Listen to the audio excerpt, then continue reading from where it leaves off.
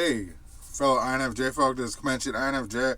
I'll try to be real brief, but it's, when you watch a video and you been thinking about the same things that they're talking about, and it's just like, oh yeah, I agree, but this is how mine is different, but it's really, really similar, and you want to get on a keypad, or on a, you call that keypad, huh?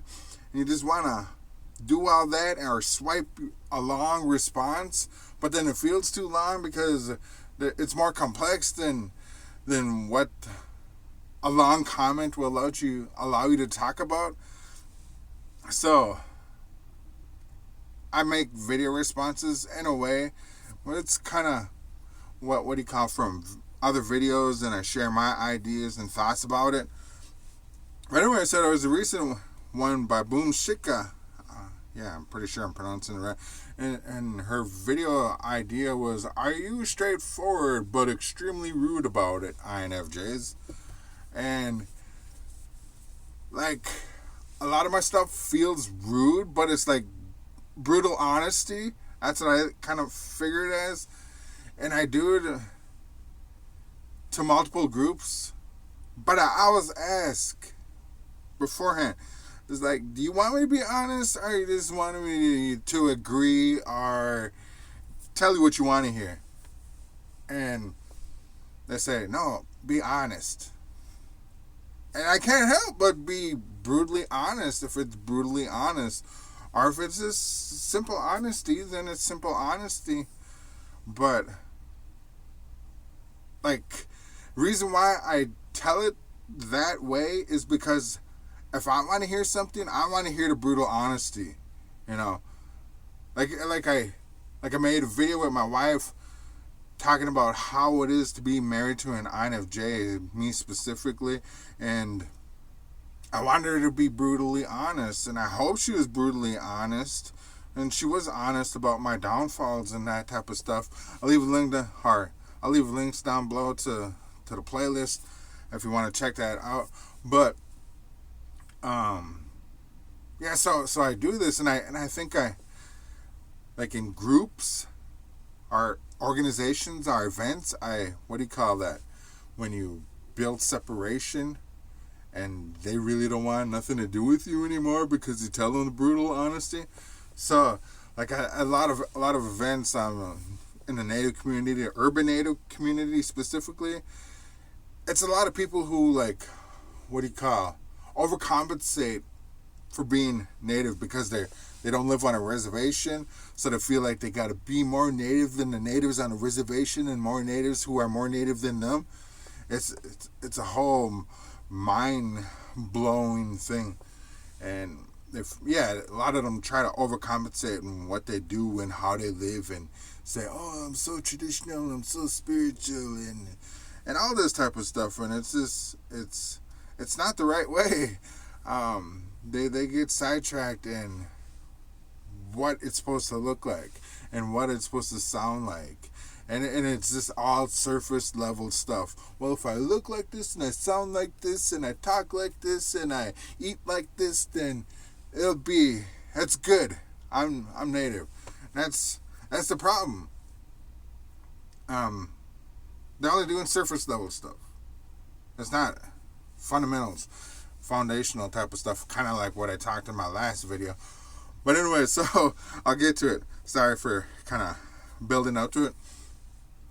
So a lot of Native urban events that I went to, they would ask me certain stuff, and it's specifically around decolonizing. And I was like, how can you say that you're decolonizing when you're feeding a bunch of colonized foods and you're calling it Native specific foods? We got this thing called Indian taco. It's a fried bread. It's a big thick fried bread. Yes, it tastes good, but it's full of sugar and it's all diabetes. Everything that they freaking eat at every event is diabetes. It's and all the health workers in the Native community just allow it, and they say, oh, that's okay, oh, you got to work out more. And they're like, no, you got to tell these people this is how they're supposed to be eating. You're supposed to think of the demographics the history and guide them into eating better. Like even I know that because I struggle with it, but I still know that, and I always call them out for it. It's like, how can you talk about decolonizing and looking out for the betterment of your community when you're feeding them horrible crap that's not good for them? It's gonna make them feel bad. It has effects with their brains and how they feel about themselves because of the stuff that they consume. Like, you guys talk about this type of stuff, but then you just turn your back on everything, and that's not cool. Like, come on. Instead of talking about it, be about it. You know? And a lot of them like, yeah. But then later events, they still go back to the same thing. And it's like, why do you even want to hear it? Then, of course, then they don't invite me or ask me. They don't send invitations to me anymore after those things. So it's like brutal honesty. And it comes from me wanting better, you know?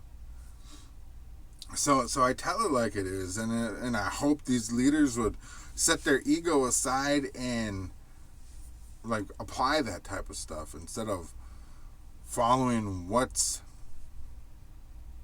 in or what's okay or what's acceptable. Like, you got to change things. I don't know. Anyway, so that's how that type of stuff goes, and I call out all sorts of other stuff that people do. It's like, how can you really be about violence if you're being violent? How can you really be about this if you're being the same damn thing? It's that whole concept of an eye for an eye. Can't, you know what I'm talking about. Yeah.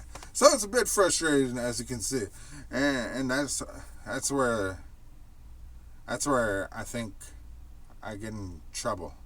And that's where it may seem like I'm being rude, but it's honesty. And I ask for it at first. I always ask, as far as I know, as far as I can remember, I was asking, like, you really want to know what's up? Because they ask, how could we improve? So I tell them, just being honest. But like, even with my daughters and my kids, they ask me stuff honestly, and I always do the same things. Like, honest? You want me to be honest? And they're like, yeah. So I tell them honestly. Like if it has to do with eating, and like, if you're gonna consistently eat like this, you're gonna gain weight. If you eat like this, more water-based products and less meat and less of these solid foods, it's kind of basic. Like, your base 70% water, 75% water. That's how you should be eating. Like, you're eating all this rice and this pastas. It's not good. Like I'm a prime example. What happens, and it's hard to get out when you eat the total opposite. If you're eating 70% solid based products, it's not a good thing, you know. And even other things, they just ask questions, and how that's how I am. I could keep on going on about all these different things, but that's what it is. And I always ask beforehand, you want me to be honest, or do you want me to tell you what you want to hear, or do you just want me to agree with you, or do you just want me to listen? But then they want honesty, and that's where it comes from. Is about me, what I would want to hear. I want to hear brutal honesty. If, like, I might get hurt at times, like, oh my god, I didn't, but it's not because of them. It's because I want to know how I'm doing others wrong, you know, so I can change it and fix it and work on it.